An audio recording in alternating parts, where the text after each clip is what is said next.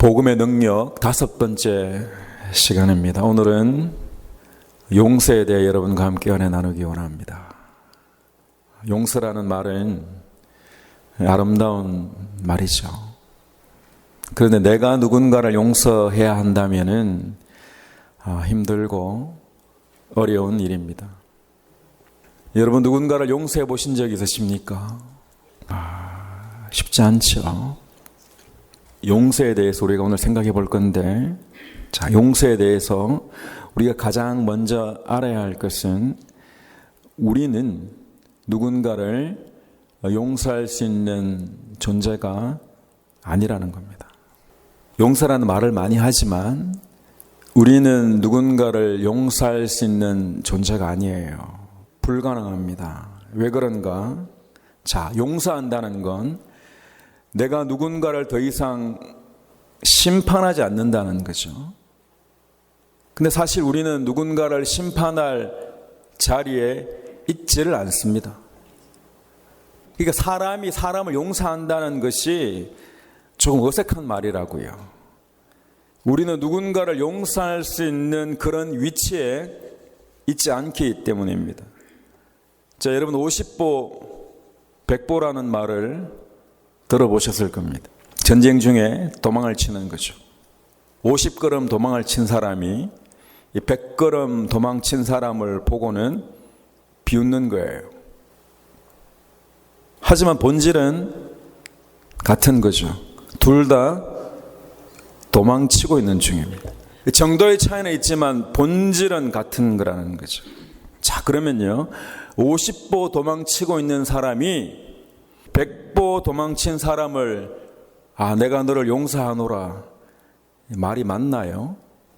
세상에서 용서라는 게 이런 수준이라는 겁니다. 사람이 사람을 용서한다는 게 이런 수준이라는 거예요. 우리 누군가를 용서하는 삶을 살아야 됩니다. 하지만 나 자신도 용서받아야 할 존재라는 거죠. 나도 어쩔 수 없는 죄인이라는 겁니다. 우리가 누군가를 용서하겠다고 하기 전에 먼저 하셔야 될 일이 있습니다. 우리가 섣불리 나는 너를 용서하겠다고 말하기 전에 먼저 해야 될 것은 심판을 멈추는 겁니다. 내가 판단하고 정죄하고 다른 사람을 심판하는 것을 멈추는 거죠. 왜냐하면 내가 그런 위치에 있지 않기 때문입니다. 심판은 하나님에게 맡게 하는 겁니다. 중요한 것은 여기에 있습니다. 우리가 누군가를 용서하겠다고 말하기 전에 성경은 우리에게 무엇을 가르치시기를 원하시는가 하면 내가 용서받은 자라는 겁니다. 내가 용서받은 자라는 것을 아는 자만이 누군가를 용서할 수 있다는 거죠. 핵심은요, 용서라는 단어를 성경에 둘 때 내가 해내야 되는데 핵심이 있는 게 아니라 내가 용서받은 자라는 것에 초점이 있다는 겁니다. 저와 여러분이 용서받은 자인 줄 믿으시기 바랍니다. 용서를 경험해 본 사람만이 용서를 할 수 있다는 겁니다. 용서받은 자가 용서하게 되는 거죠. 한 바리새인이 예수님을 자기 집으로 초청해서 함께 식사를 합니다. 그런데 동네에서 모두가 죄인이라고 인정하는 한 여자가 들어옵니다. 저 여자는 그냥 죄인이에요. 근데 그 여자가 향유 옥합을 가지고 옵니다.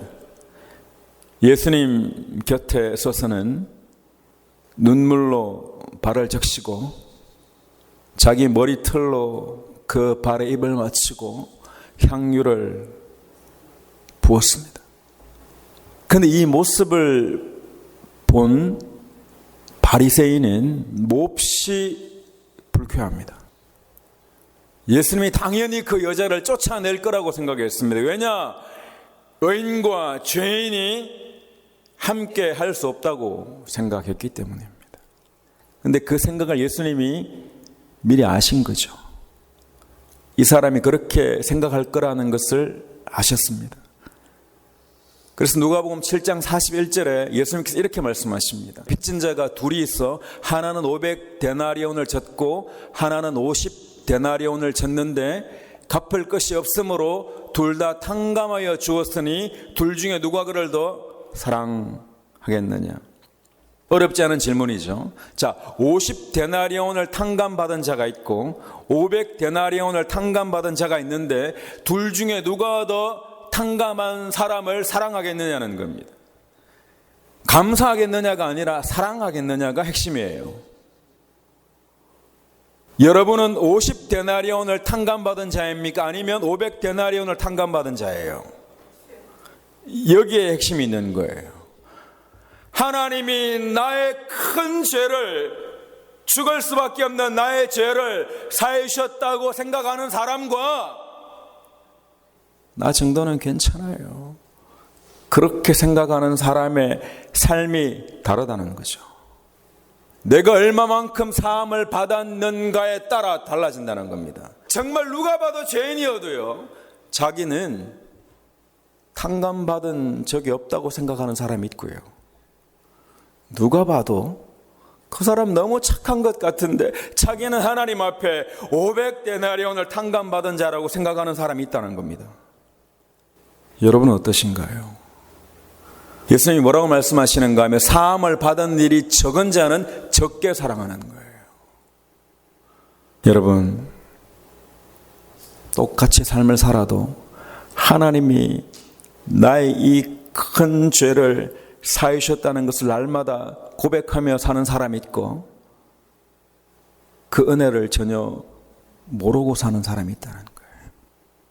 이 여인이 예수님에게 이렇게까지 한 이유는 사람들이 자기에게 손가락질할 것을 뻔히 알면서도 그 자리에 향유 옥합을 들고 간 이유는 단 한 가지예요.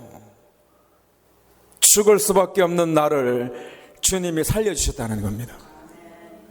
근데 바리새인은 자신의 죄를 사함받았다는 생각을 하지 못합니다. 그냥 선지자이니 그와 함께 나는 식사를 하겠다, 이게 전부예요. 여러분, 어떤 마음으로 교회 오셨습니까? 내 죄를 사해 주신 그분 앞에 내가 나와 있는 건가요? 여러분, 내가 용서함을 받은 자라는 것을 전혀 모르는 사람과 내가 용서함을 받았다는 것을 아는 사람은 완전히 다른 삶을 살게 됩니다. 예수님 당시에 랍비들은 3번 용서하라고 가르쳤습니다. 3번 하는 거 너무 어렵잖아요. 한 번도 어려운데 3번 하는 거 너무 어렵습니다. 그런데 베드로가 이야기하는 거죠. 그러면 우리는 예수님이 함께 하시면 우리는 7번 할 수 있지 않을까요? 예수님이 뭐라고 말씀하십니까? 예수께서 이르시되 내게 이르노니 7번뿐 아니라 7번을 70번까지라도 할지니라. 490번이죠. 정말 제자들이 이렇게까지 할 수 있을 거라고 생각하시는 겁니까? 그러면 491번째부터는 용서하지 않아도 되나요? 무슨 말이에요? 용서에 대한 우리의 생각을 바꿔 놓으시는 겁니다. 몇 번 하는가가 중요한 게 아니에요, 여러분. 용서는 내가 얼마만큼 해내는가가 중요하지 않습니다. 나는 이만큼 용서한 사람이야, 이게 아니에요, 여러분. 나는 이런 사람이야, 나는 용서해내는 사람이 아니에요. 대신에 성경이 저와 여러분에게 알려주시는 것은 단 한 가지입니다. 뭐라고요? 저와 여러분이 용서받은 자라는 겁니다. 저와 여러분이 용서받은 자라는 거예요. 여러분, 이 은혜가 여러분 가운데 있기를 축원합니다. 이거 모르면 신앙생활이 안 돼요, 여러분. 마태복음 18장에 보면은 1만 달란트 비유가 나옵니다. 한 사람이 1만 달란트의 빚을 탕감받습니다. 1만 달란트는 6조 정도 되나요? 평생을 해도 갚지 못할 돈입니다. 그런데 이 사람이 자신의 빚을 다 탕감받고는 나오는데 100데나리온 빚진 자를 만납니다. 어떻게 하나요? 용서하잖아요. 자신은 1만 달란트의 빚을 탕감받았는데 고작 자신에게 100데나리온 빚진 자를 만났는데 그 사람을 용서하지 못합니다. 그리고는 그 모습이 우리 모습이라고 말씀하세요. 왜 용서하지 못합니까? 내가 용서받은 자라는 사실을 잊어버렸습니다. 돌아서서는 금방 잊어버렸습니다. 내가 용서받은 자라는 사실이 중요하지 않습니다. 감격이 없습니다. 내가 주님으로부터 용서받은 자라는 사실은 전혀 감동이 되지 않습니다. 감사하지도 않습니다. 그런데 돈 100불 생기면 감사합니다. 그게 우리라고요. 그러면서 교회 다닙니다. 그러면서 하나님의 자녀예요. 내가 주님으로부터 빚을 탕감받았다는 사실, 내가 용서 안 받았던 사실이 내게 전혀 은혜가 되지 않아요. 그리고는 하는 말이 뭐예요? 나는 천국 갈 거라고 하는 거예요. 내 안에는 하나님이 나를 용서해 주심에 대한 감격이 전혀 없는데,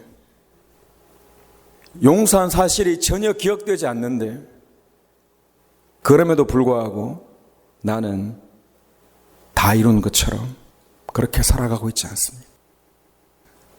어릴 때 배가 너무 고픈 나머지 빵을 훔친 경험이 있는 사람이 있습니다. 이 자리에 있을지도 몰라요.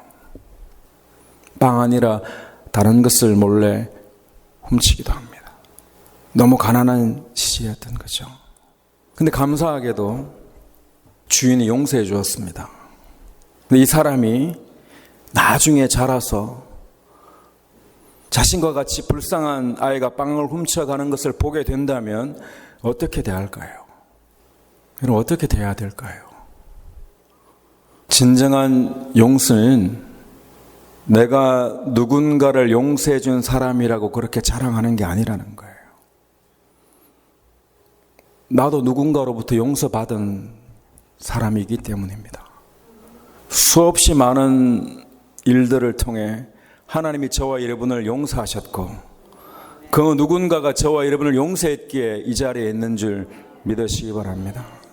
그런 거죠. 여러분, 내가 용서받은 자라는 사실을 기억하며 살아가는 삶과 내가 용서받은 자라는 사실을 까맣게 잊고 사는 사람의 삶은 완전히 다르다는 거예요. 우리 요셉이 그 형제들을 용서한 것을 잘 알고 있습니다. 자신을 판 형들을 용서하는 거죠. 창세기 45장 4절에 보면 요셉이 형들에게 이르되 내게로 가까이 오소서. 그들이 가까이 가니 이르되 나는 당신들의 요셉이니 당신들이 애굽에서 판 자라. 당신들이 나를 이곳에 팔았으므로 근심하지 마소서. 한탄하지 마소서. 하나님이 생명을 구원하시려고 나를 당신들 앞서 보내셨나이다.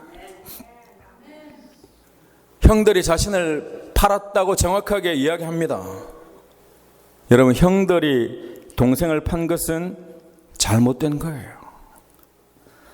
자, 그래서 내가 이제 대단한 사람이 되었으니 내가 형들을 용서하겠다고 그렇게 말하지 않습니다. 그렇게 말한 적이 없어요. 뭐라고 이야기하나요? 당신들이 나를 판 것은 분명히 잘못됐지만 그 배후를 보니 하나님의 계획하심과 하나님의 간섭하심과 하나님의 섭리가 있습니다 라고 고백하는 거예요. 하나님이 생명을 구원하시려고 나를 여기에 보내셨습니다. 누구를 통해? 당신들을 통해. 그러니까 너와 나 사이에 너와 나만 있는 게 아니라는 거예요. 당신과 나 사이에 당신과 나만 있는 게 아니라는 거예요. 그러면 당신은 원수가 되고 나는 당신의 향해 원수를 갚아야 되죠. 하지만 너와 나 사이에 하나님이 함께 하시는 줄 믿으시기 바랍니다.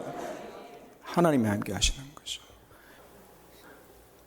너와 나 사이에 육의 눈으로 보이지 않지만 너와 나 사이에 하나님이 함께 하심이 보여야 됩니다. 내가 원수를 갚지 않는 이유는 하나님 때문입니다. 내가 용서하는 이유는 하나님 때문이죠. 자, 근데 안타까운 일이 있어요. 너무 안타까운 게 뭔가 하면요, 요셉이 형들을 용서합니다. 그런데 형들이 용서를 받아들이는가요? 이게 문제예요. 용서를 했는데 용서를 받지 못합니다. 형들은 도무지 용서를 이해하지 못하는 거예요. 여러분, 예수님이 저와 여러분의 죄를 위해 십자가에 달리시고 우리의 모든 죄를 다 사해 주셨는 줄 믿습니다. 그런데 믿지 못하는 거예요. 믿지 못하는 거예요. 아버지 야곱이 죽자 형들이 슬슬 불안해지기 시작합니다. 요셉의 형제들이 그들의 아버지가 죽었음을 보고 말하되 요셉이 혹시 우리를 미워하여 우리가 그에게 행한 모든 악을 다 갚지는 아니할까? 왜? 하나님이 안 보여요. 여러분, 죄인들의 공통점은 하나님이 용서해 주셔도 여전히 불안합니다. 내 안에 용서가 없어요. 상대방의 용서를 믿지 못합니다. 하나님이 아무리 독생자들을 보내셔도 믿지 못합니다. 요셉이 뭐라고 대답하나요? 요셉이 그들에게 이르되, 형들에게 이르되 두려워하지 마소서. 이게 핵심입니다. 내가 하나님을 대신하리까. 요셉은 내가 하나님을 대신하지 않겠다는 거예요. 무슨 말이에요? 내가 당신들을 심판하지 않겠다는 거죠. 죽이고 말고의 문제는 내 손에 달려있지 않다는 거예요. 내가 당신들을 정죄하지 않겠다는 겁니다. 심판은 내가 하는 것이 아니라 하나님이 하신다는 거죠. 나에게는 심판할 만한 권한이 없다는 거예요. 여러분, 총리가 죽이려고 마음 먹으면 죽일 수 있습니다.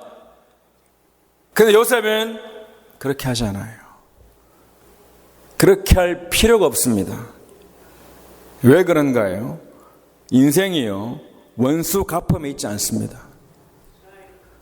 여러분 인생 원수 갚느라고 허비하지 않기를 축원합니다. 하나님이 바꾸시는 거죠. 그 다음 절에 보시면 이렇게 되어 있습니다. 당신들은 나를 헤아려 하였으나 하나님은 그것을 어떻게 해요? 선으로 바꾸사. 여러분, 하나님은 악을 선으로 바꾸신다는 거죠. 죄가 아니라는 게 아니에요. 당신들은 분명 나를 헤아려 했다고 이야기합니다. 죄를 알아야지만 용서가 은혜가 되는 거죠. 하지만 하나님은 그 악을 선으로 바꾸신 거죠. 여러분 인생 가운데 누군가가 여러분에게 악을 행할지라도 하나님이 악을 선으로 바꾸시는 줄 믿으시기 바랍니다. 악을 선으로 바꾸시는 하나님이 계시단 말이에요. 악한 자가 문제가 아니에요. 여러분과 함께 하시는 하나님을 믿음으로 고백하기를 축원합니다. 하나님은 악을 선으로 바꾸시는 하나님이죠. 내가 악이었는데 나를 선으로 바꾼 하나님을 경험한 자는 분명히 삶 가운데 하나님이 악을 선으로 바꾸신다는 것을 믿을 수 있습니다. 여러분, 하나님의 용서를 경험한 저와 여러분이 그 누군가에게 위로자가 되기를 축복합니다. 지금 요셉이 하고 있는 게 뭔가요, 여러분? 요셉이 하고 있는 것이 용서입니다. 용서는 내가 하는 것 같지만 실제는 내가 할 수 있는 게 아니라는 거죠. 아니에요. 내 힘으로 억지로 해내는 게 용서가 아니라는 겁니다. 요셉의 형들을 용서할 수 있던 것은 하나님이 누구신지를 정확하게 알았기 때문입니다. 악을 선으로 바꾸시는 그 하나님을 삶으로 경험하게 되기를 축원합니다. 여러분 인생 가운데 좋은 일이 있어야 됩니다. 여러분, 다시 한번 이야기합니다. 여러분 인생 가운데 좋은 일이 있기를 축원합니다. 하나님이 주시는 좋은 일들이 있어야 됩니다. 여러분, 실제로 있어야 됩니다. 저와 여러분의 삶 가운데 실제로 역사하시는 하나님입니다. 여러분 가정에 좋은 일들이 있기를 축원합니다. 정말 좋은 일들이 있기를 소망하고 기도하고 기대해야 됩니다. 지금 당장은 힘들고 어려워도 하나님 말씀 안에 있으면 악을 선으로 바꾸시는 하나님을 우리는 경험하게 될 것입니다. 복음이 뭔가요? 복음, 하나님이 나를 찾아오셨고 그 찾아오신 하나님이 나와 함께 하신다는 겁니다. 여러분 안에 하나님이 함께 하시는 줄 믿습니다. 자, 여러분, 우리는 잊고 있습니다. 내가 1만 달란트 탕감받은 사람이라는 것을 잊고 있습니다. 나에게는 엄청난 빚이 있는데 이 빚을 누가 면제해 주셨는가? 우리 주님이 십자가에서 면제해 주셨습니다. 우리는 죽을 때까지 감사합니다라고 말하며 살아야 되는 사람들입니다. 그런데 내가 탕감받았다는 사실을 잊어버리니 우리는 다른 사람을 절대 용서하지 않습니다. 그리고는요, 아주 작은 용서를, 할 만한 용서를 베풀고는 나는 이렇게 용서하는 사람이야 라고 착각하며 살아갑니다. 하늘이 우리 가운데 열려야지 됩니다. 여러분, 하나님이 나를 용서하심이 깨달아지기를 축원합니다. 여러분, 용서가 없는 복음은 복음이 아니거든요. 복음이 내 안에 들어왔다는 것은 내가 이제 누군가를 용서할 수 있는 능력이 내게 들어왔다는 겁니다. 이전에는 누군가를 용서할 만한 능력이 저와 여러분 가운데 없어요. 나로서는 도저히 용서할 수 없어요. 자신도 용서하지 못한다고요. 그게 우리라고요. 그런데 내 안에 계신 성령 하나님으로 조금씩 다른 삶이 시작되는 겁니다. 그분이 일하시기 시작합니다. 그래서 내가 나를 용서하기 시작합니다. 용서하기 시작합니다. 복음은 이론이 아니라 실제입니다. 악한 자들이 있어도 나는 은혜로 살지어다 하는 겁니다. 나를 비방하는 자들이 있어도 나는 지금 감사로 살아갈 것입니다. 우리는 기억해야 됩니다. 우리가 사는 매 순간 반드시 기억해야 됩니다. 나는 용서받은 자입니다. 여러분, 날마다 나는 용서받은 사실에 감격하며 그 은혜를 누리며 그렇게 살아가는 저와 여러분 삶이 되시기를 주님의 이름으로 간절히 축원합니다. 함께 자리에서 일어나셔서 찬양합니다.